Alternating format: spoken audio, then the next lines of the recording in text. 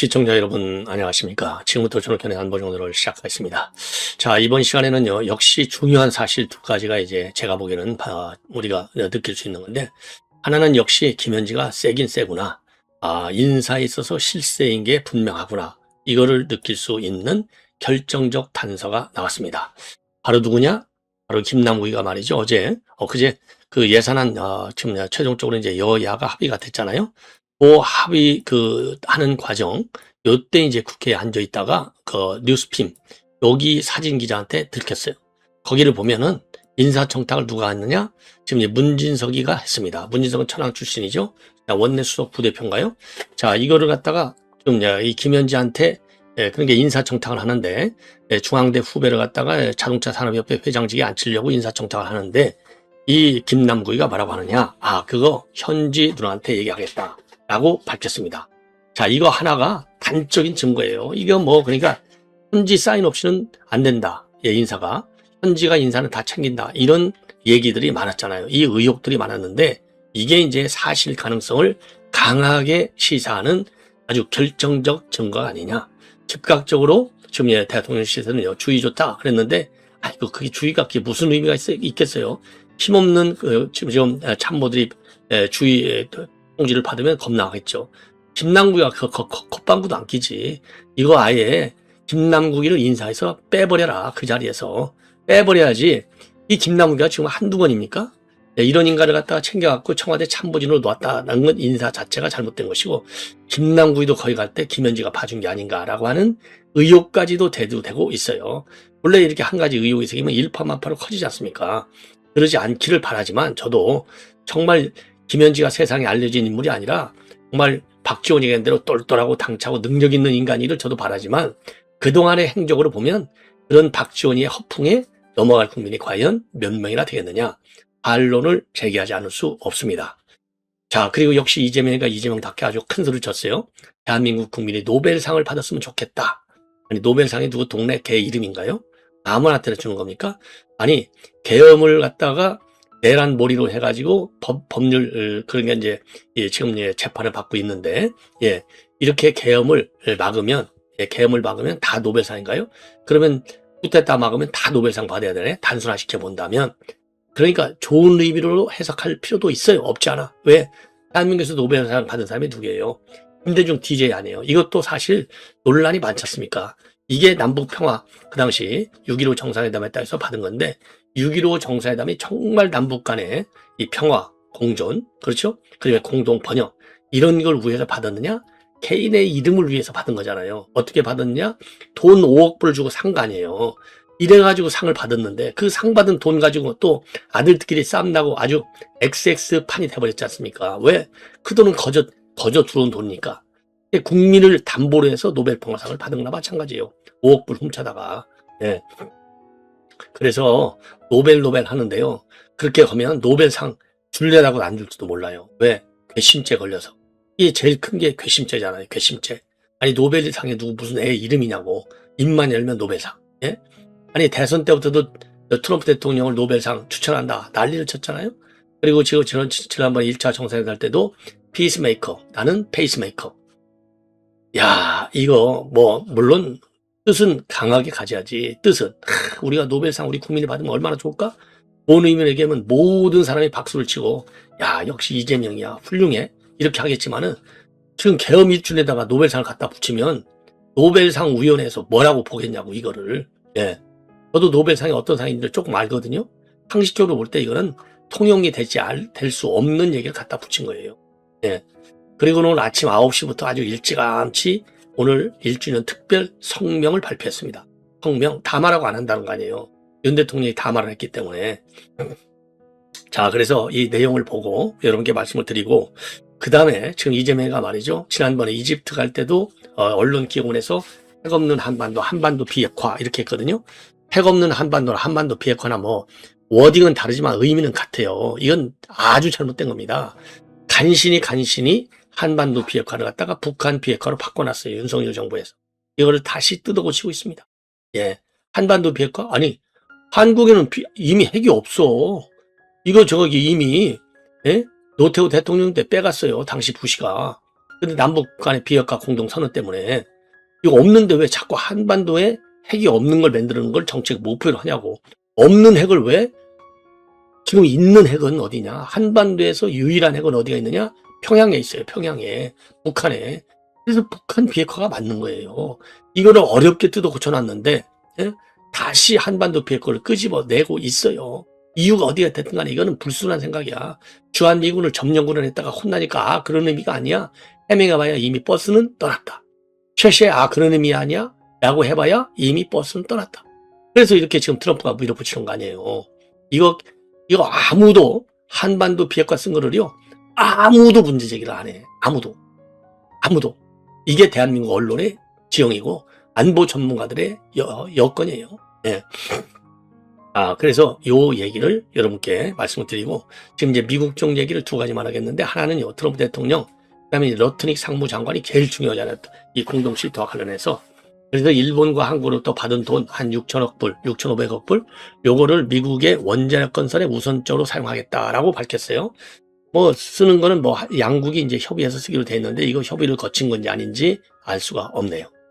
자, 그리고 이제 또 하나 트럼프 대통령이 어제 말이죠. 저도 어제 심야 방송을 통해서 말씀을 드렸는데 부정선거 얘기를 쭉 하면서 미국에서 부정선거로 얘기했다가 이 구속돼서 지금 수감되어 있는 여성 한 분이 있어요. 미네소타주의 공무원인데 이분의 글을 인용을 하고 있습니다. 이분의 글. 여기에 부정선거 나라로 한국이 들어가 있어요. 이게 의미하는 가 뭐냐? 이미 여러분들 트럼프 대통령 미국 정보기관, 이 국무부 전부 한국 내 상황 전부 보고 봤죠. 이 정보의 무서움이 바로 그런 거잖아요. 그러니까 트럼프 대통령이 이거 뭐 숙청이라는 거야, 뭐 지금 혁명이라는 거야 이런 얘기까지 한 거 아니겠습니까? 그러니까 부정선거도 속속들이 다 보고 있는 거예요. 야, 이거가 이제 FBI 국장인 최근에 지난번에 왔다 갔잖아요. 예, 요거하고 다 맥을 같이 하는 겁니다. 요 의미가 이 의미를 지금 이제 진 커밍스 평론가가 본인의 SNS를 통해서 그 입장을 올리고 있어요. 요거를 설명을 드리도록 하겠습니다. 그래서 이미 부정선거, 그러니까 종교인 탄압뿐만 아니라 부정선거도 트럼프 대통령 최측근 고든창이 지금 이거를 매일같이 매일은 아니고 기회 있을 때마다 수시로 얘기하는데 왜 부정선거 의혹을 얘기를 못 하겠느냐고요. 상당한 의미가 있다. 이렇게 보여집니다. 자, 그래서 이런 내용을 여러분께 하나씩 말씀을 드리겠고 다시 한번 말씀드리지만은요. 전역권 안보정론 TV2 요거 가짜입니다. 그리고 TV가 맨 앞에 나와 있는 거 TV 전역권 어쩌고저쩌고 이것도 가짜입니다. 요거 가짜 방송자 제가 반드시 엄벌에 처할 예정이니까 요 인간 반드시 모든 제 방송 내려주기 바랍니다. 예. 그리고 여러분들도 착오 없으시기 바라고요. 예, 앞에 TV가 들어가든가 뒤에 이자가 들어가면 전부 가짜예요. 하여튼 전옥현 안보정론 TV 요게 제 이름표입니다. 제 방송. 요거가 아닌 거는 전부 가짜입니다. 예. 그래서 거기에 속지 마시기를 바라고 제가 이제 150만을 향해서 열심히 달려가가지고 좌파 유튜버들, 대형 유튜버들하고 맞싸움을 할 수 있는 이 체력이 될 수 있도록 많이 도와주시면 대단히 고맙겠다는 말씀을 드립니다. 자, 그러면요, 백문이 불여 일견. 예, 그래서 이 김현직 이 문자, 이거 보시면 아시죠? 이 정도면 안 보이시려나? 보이실 거예요. 이게 김남국이에요. 이 김남국이가 지금 보고 있는 겁니다. 남구가 우리 중대 후배고 대통령 도지사 출마 때 대변인도 했고 자동차 산업협회 본부장도 했어. 그래서 회장하는데 자격은 되는 것 같은데 아우가 추천 좀 해줘. 너도 알고 있는 홍성범이야. 내가 추천하면 강훈식 비서실장이 반대할 거니까 아우가 추천을 좀 해줘. 이게 누구냐면요. 이게 문범석입니다. 문범석이가 지금 안산 단원구의 김남국이한테 보내는 겁니다. 자, 여기 나오잖아요. 다음으로부터 전달된 홍성령, 홍선범 보자. 이렇게 갖고 쫙 요 이력서겠죠? 이걸 보낸 거예요. 예. 그러니까 추천 좀 해줘. 그러니까 이제 이 문진석이한테 뭐라고 답변을 하냐? 넵, 형님. 제가 훈식이 형이랑 현지 누나한테 추천할게요. 홍선범 부장님. 이게 지도 안다 이거죠. 님을 붙인 거 보니까. 예, 그렇잖아요. 현지 누나. 현지 누나가 뭐 구현지겠어요? 전현지겠어요? 김현지지. 예, 그러니까 이제 문진석이가 다시 맞아, 잘 살펴줘. 이렇게 이 답을 하는 겁니다. 이게 뭐예요? 예. 김현지를 통하지 않으면 인사가 안 된다. 이런 의혹이 있었잖아요. 예. 인사고 예산이고 조직이고 다 김현지 손 거쳐야 돼. 그래서 이제 지금 이제 총무 비서관할 때 국회로 나와라 했는데 끝까지 안 나온다. 나오라 그러니까 무서워가지고 딱 부서실장으로 빼버렸잖아요. 그러면서도 온갖 의혹들이 아주 그냥 계속 나오고 있는 거 아니겠습니까? 그러다가 정말 그래서 그 당시에 누구요? 산림청장? 이거 네가 보훈 인사한 거지? 이 문제 제기가 됐었잖아요. 그거 아니야. 산림청장 알지도 못해. 딱 했단 말이에요. 그리고 나서 인사의 결정적 단서는 제가 보기에는 제 기억으로는 이번 지금 문진석이하고 지금 김남국의 이 문자가 최초의 문자가 아닌가 싶습니다. 여기에 대해서 이렇게 이제 이게 파장을 야기하니까 용산 대통령실에서는 즉각적으로 무슨 소리야? 이거 주의 조치했어. 이렇게 지금 나오고 있는 거예요. 한국자동차 산업협회 아주 큰 민간 단체죠. 이게 여기서 의미가 많아요. 민간 단체 인사에까지 용산이 정말 개입하는 게 맞느냐? 예, 과거 역대 정부도 뭐 보수파 정부에서도 민간 단체 인사에 개입했죠. 뭐 인정할 건 인정 다 하는 거 아니겠습니까? 민간 대형 단체들 전부 용산 대통령실 오케이 받지 않으면 안 되는 거 뭐 윤석열 정부도 그렇고 박근혜 정부도 그렇고 뭐 다 그랬어요. 예. 근데 문제는 뭐냐? 예, 이 차이가 그때는 인사 라인을 통했다는 게 정론이었는데 지금은 김현지를 통할 수 있다, 통할 것이다, 통하고 있어, 통할 것이야, 통해 왔어 이런 의혹이 있다는 거. 그러니까 비선 라인이 인사에 개입했다는 이게 차이점이에요. 이게 사실이라면 만약에 이게 김현지가 말이죠 인사에 전혀 개입하지 않는데 문진석이라고 하는 여권의 문진석도 실세잖아요. 예. 이 여권의 문진석이라고 하는 인간이 이렇게 그러면 대책 없이 인사 부탁을 하겠어요? 생각을 해보시라고. 대책 없이 인사 부탁을 하겠냐고. 그래서 보수 정부도 민간 단체 인사에 개입하는 게 맞아. 그러나 지금 이 김현지의 개입 의혹하고는 길을 달리한다. 이렇게 보여지는 겁니다. 원내 운영 수석 부대표라니까요. 원내 운영 수석 부대표. 현재 이 사람은요, 홍성범이가 누구냐면 한국자동차 산업협회 상무라고 합니다. 상무. 예. 그러니까 또 여기서 이제 알게 된 게 문진석이하고 강훈식이하고는 사이가 별로 안 좋다. 이것도 알 수 있는 거 아니에요? 뭐, 인간마다 살다 보면 사이가 안 좋은 것도 있죠. 자, 그래서 이게 경고가 진짜 경고냐. 자, 그래서 이 김남국 같은 문제아를 갖다가 용산 대통령실 비서관으로 앉힌 것 자체도 인사의 실패이기도 하지만 이 정도가 되면 김남국이를 잘라내라. 예, 그래서 우리 국민의힘에서는요, 즉각 해명을 요구한다. 그래서 인사청탁을 받은 김민석과는 즉각 사퇴하라. 그리고 아울러 김민석과는 현지 누나가 누구인지 조속히 밝혀라. 유진우, 이재명 정부 인사의 인사농단 실태가 드러났다. 현행범이다. 김현지 실세들이 입증이 됐다. 김현지 실장이 자동차 산업협회 회장 자리까지 주물럭될 수 있다는 뜻이다. 예, 엄중 경고 조치 했다고 했어요. 엄중 경고 조치 했음을 알려드린다. 예, 이거 인사농단이다 이거죠. 인사농단.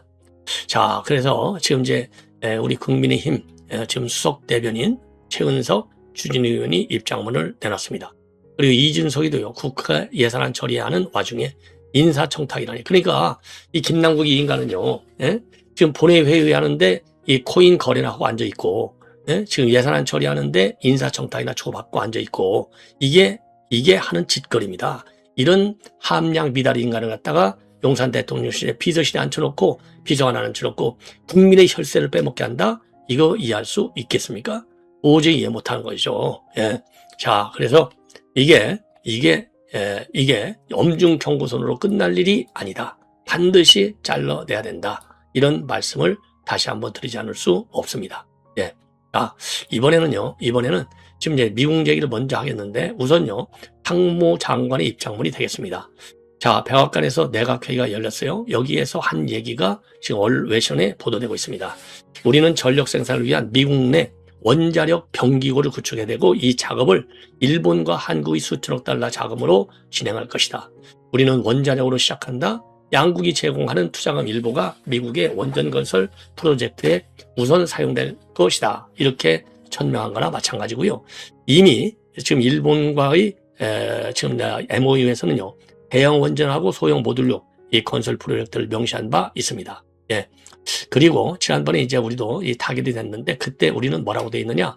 전통 전략 산업인 조선과 원전부터 이렇게 돼 있어요. 조선과 원전부터 인공지능, 반도체 등 첨단 산업까지 한미 간의 새로운 협력 파트너십을 구축할 것이다. 그러니까 MOU에 나와 있는 것을 이행하는 거예요. 예. 자, 그래서 우리 이제 한국과의 MOU에 따르면은 3,500달러를 투자하는데 그 중에 2천억 달러의 현금 투자, 그리고 이제 한국 기업에 직접 투자하고 보증, 선박금융을 포함한 1,500달러의 조선 부분 투자로 구성되어 있습니다. 그래서 이제 원리금 상환 전까지 수익 배분 방식은 각각 한국과 미국이 50%, 그리고 원리금 상환 이후에는 미국이 90%, 한국이 10%를 받는 걸로 돼 있어요. 그래서 이 로테릭 장관은요, 우리는 미국에 건설하고 발생하는 현금 흐름을 5대5로 나눌 것이다. 또한 1,500달러를 투입해 미국에서 선박도 건조할 계획이다. 이렇게 입장을 내놨습니다. 자, 그래서 지금 이제 드디어 이제 본격적인 이행 국면으로 넘어가고 있는 이제 그런 상황이 되겠고요. 그리고 이제 또 추가적으로 말이죠. 자동차 관세에 관해서는 우리도 지금 11월 1일부터 15%로 소급 적용하도록 되어 있고, 그리고 반도체법이 지금 이제 이 로트릭 장관은요, 바이든 행정부의 반도체법이 600억 달러를 지원했으나 지금 이제 3천억 달러가 미국에 투입됐고 향후 60일 이내에 7,500억 달러로 늘어날 것이다. 이렇게 밝혔습니다. 그리고 미국 제약산업에는 2,500달러가 투자가 된다. 이렇게 입장을 내놨습니다. 그리고 트럼프 대통령은요, 베네수엘라 지상 군사작전이 임박했다. 마약 제조국은 어디든 타격 대상이 될 것이다. 이러한 입장을 내놨습니다.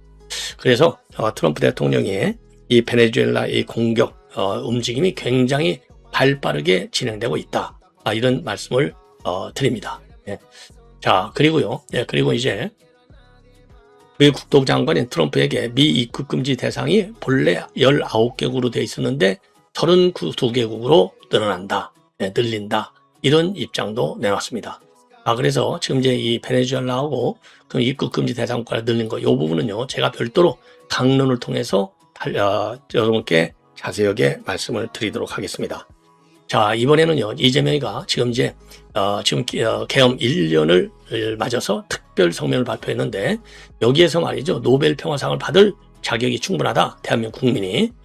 그래서 요 노벨 평화상 관련해서 얘기를 장황하게 하고 있습니다. 그리고 빛의 혁명을 강조하고 있어요. 그리고 이제 친위 쿠데타 가담자에 대한 엄정 처벌은 시작에 불과합니다. 자, 그러니까 또 특검을 더 만들겠다는 거 아니겠어요? 자, 그래서 이 내용 정말 논란의 여지가 상당히 많은 거 아니냐. 그리고 말이죠. 지금 이재명이가 지금 어제 이 민주평통 출범회의가 일산 킨텍스에서 열렸어요. 여기에서 남북이 대결과 적대에서 벗어나서 평화롭게 공존하며 공동 성장하는 미래를 향해 나가야 한다라고 밝혔습니다. 예, 옳은 얘기죠. 예. 자, 그런데 이제 문제는 뭐냐? 여기서 한반도 비핵화 이런 얘기를 쓴 거예요. 핵 없는 한반도가 한반도 비핵화죠. 자, 그래서 우선 대결과 적대 관계 종식을 위해서는 군사분 개선 일대에서의 군사적 긴장을 낮추고 우발적 충돌 가능성을 없애기 위한 조치를 선제적으로 취해 나가겠다라고 밝혔고요. 두 번째로는 이 긴장 완화를 출발점으로 삼아서 궁극적으로는 한반도 비핵화로 나가겠다. 네, 한반도 비핵화. 이 얘기는요, 핵 없는 한반도를 추구하며 공고하고 평화를 정착시키기 위해 노력하겠고, 아울러 페이스메이커로서 북미 대화를 적극 지원하겠다. 이렇게 약속한다라고 밝혔습니다. 자, 그러면서 이제 평화 공존을 위한 노력으로요, 남북 대화 이걸 보호시키겠다. 그리고 연락 채널의 복구를 제안하고 있습니다.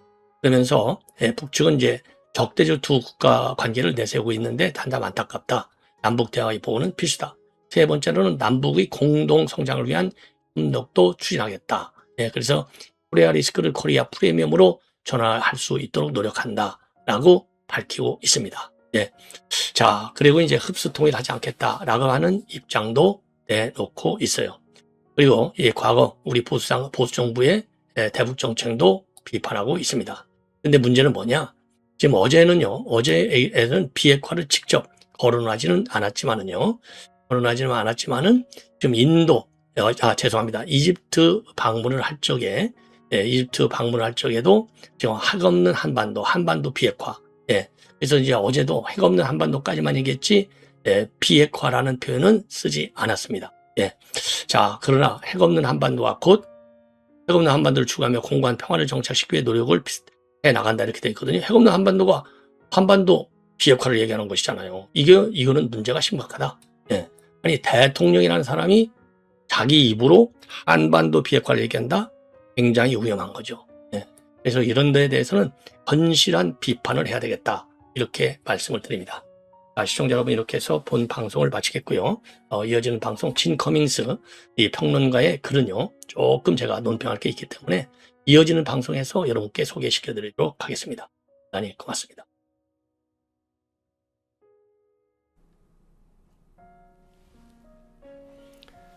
시청자 여러분, 안녕하십니까. 4월 24일 전옥현의 안보정론 시작하겠습니다.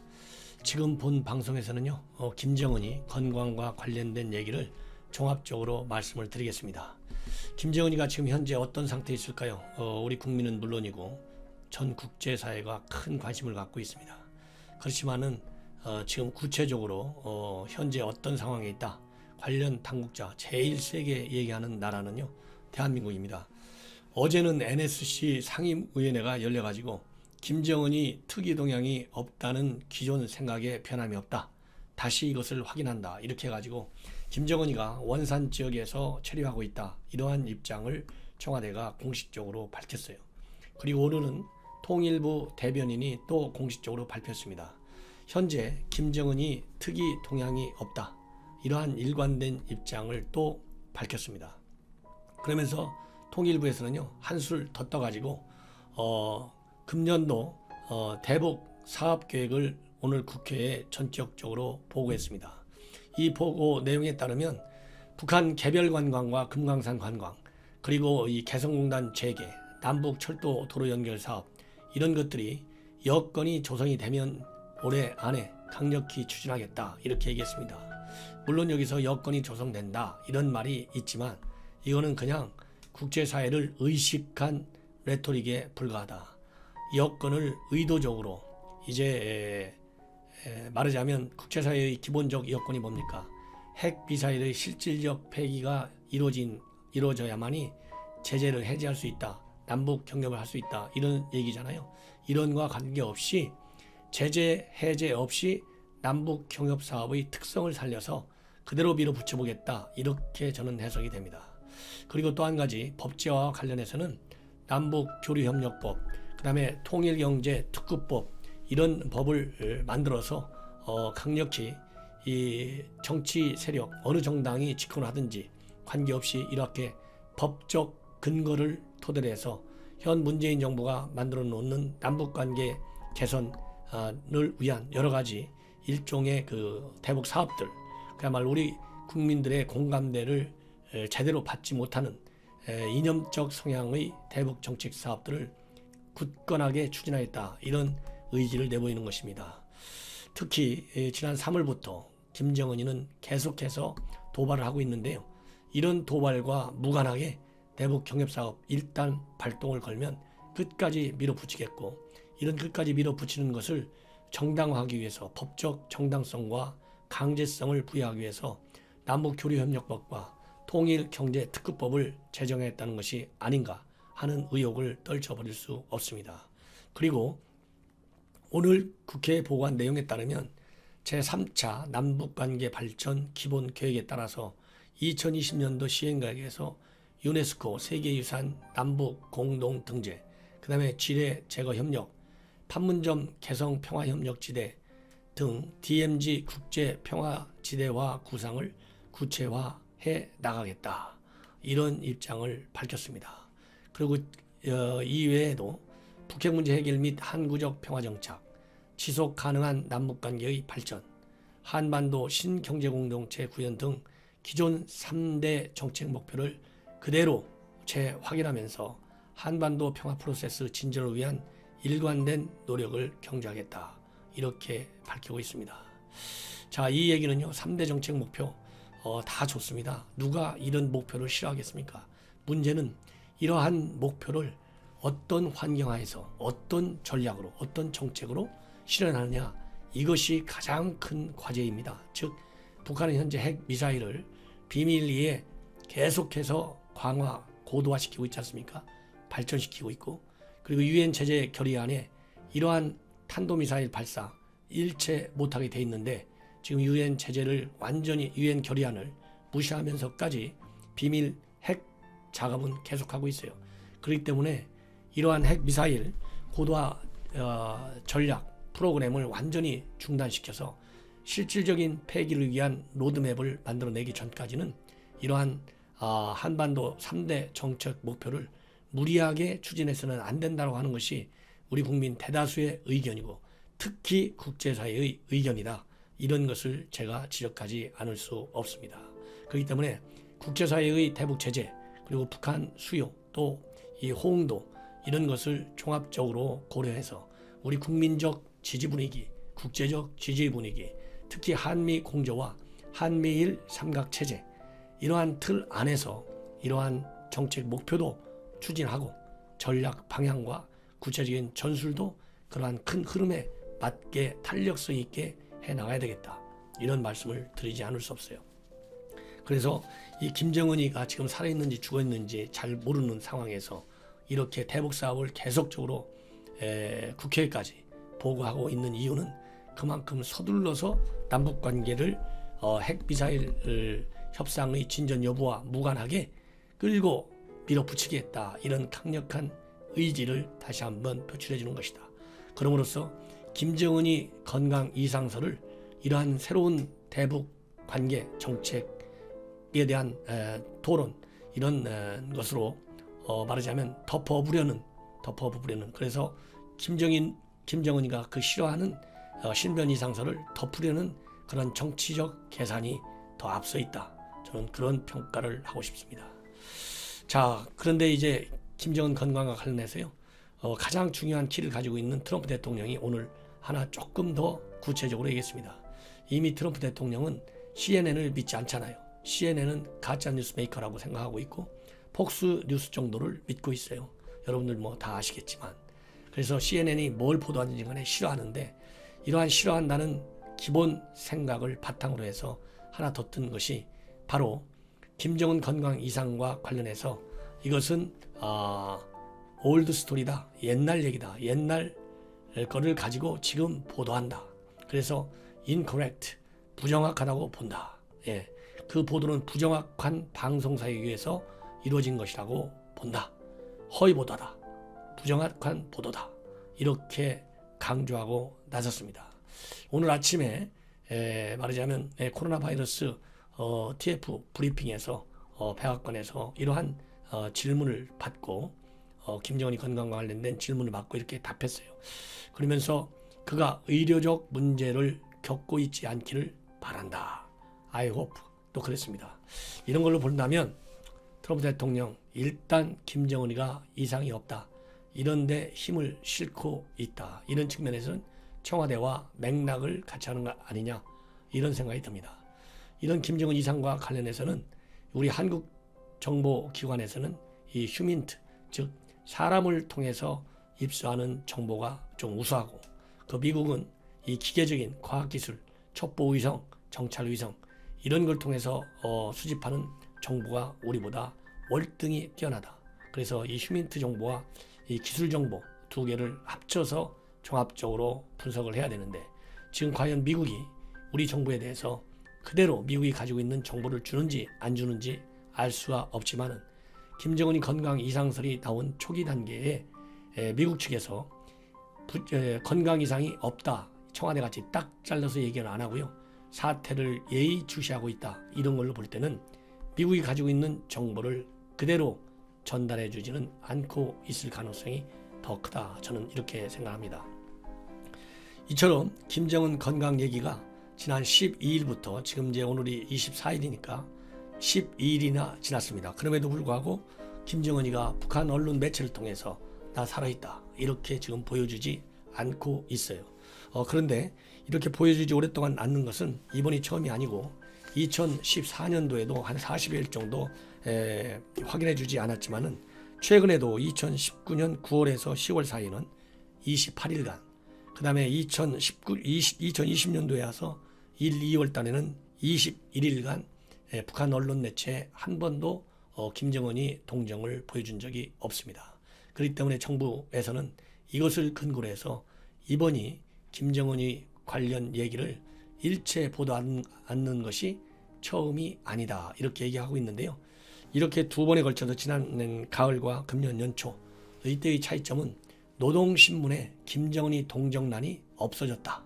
이것이 또 다른 저는 차이점이기 때문에 이러한 정부의 해명을 100% 믿기는 좀 어렵다. 이것이 저의 판단입니다.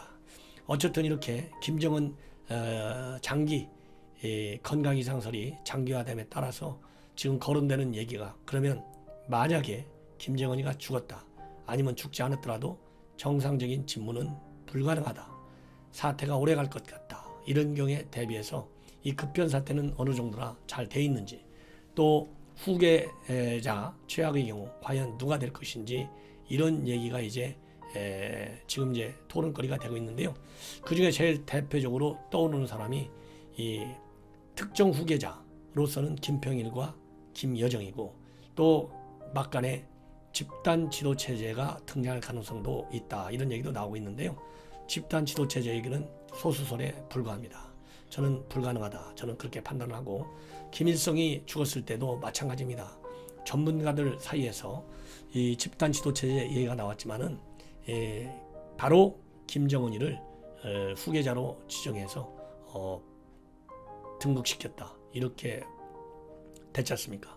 그런 것처럼 기본적으로 김정은이 신변에 이상이 있어서 후계자가 거론될 때는 당연히 집단 지도체제는 아니고 단일 지도체제, 즉 김여정이냐 김평일이냐인데, 저는 이미 방송에서 여러 차례 말씀을 해드린 대로 김여정에 의한 단일 후계체제가 들었을 것이다, 이렇게 보고 있고요. 그런데 이런 김여정 체제에 관해서 의견을 달리하는 사람은 바로 태영호입니다.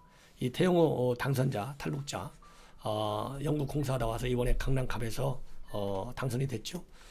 태영호 당선자의 얘기는 지금 김여정이가 너무나 어리기 때문에 애송이로 보고 있다. 왜냐하면 지금 김정은 체제에서 한 자리씩 하는 사람들은 다 60대, 70대들인데 이제 88년생인 김여정이를 애송이로 보고 있고 오래 못 갈 것이다. 그래서 이 오래 못 가고 못 갈 것이기 때문에 결국은 김정은 위원장의 숙부인 김평일 전추 체코 대사를 하나의 옵션으로 그렇게 보고 있다.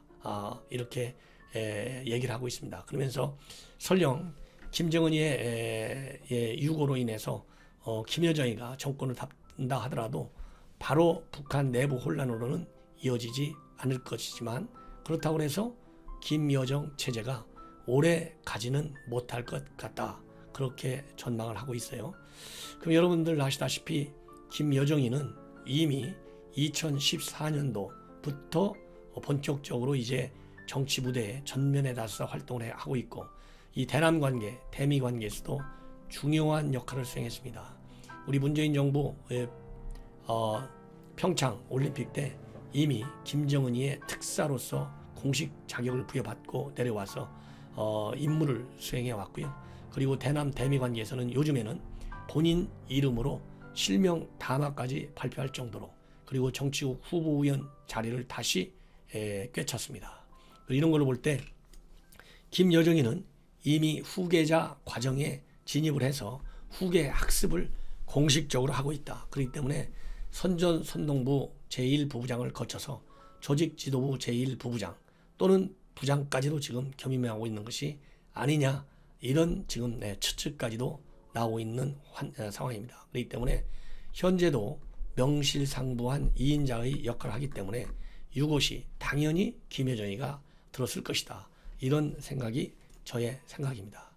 그리고 이 오브라이언 백악관 보좌관도 최근 언론 인터뷰에서 과연 누가 후계자가 될 것이냐, 거기에 대해서 김정은이 가족 중에서 될 것이다.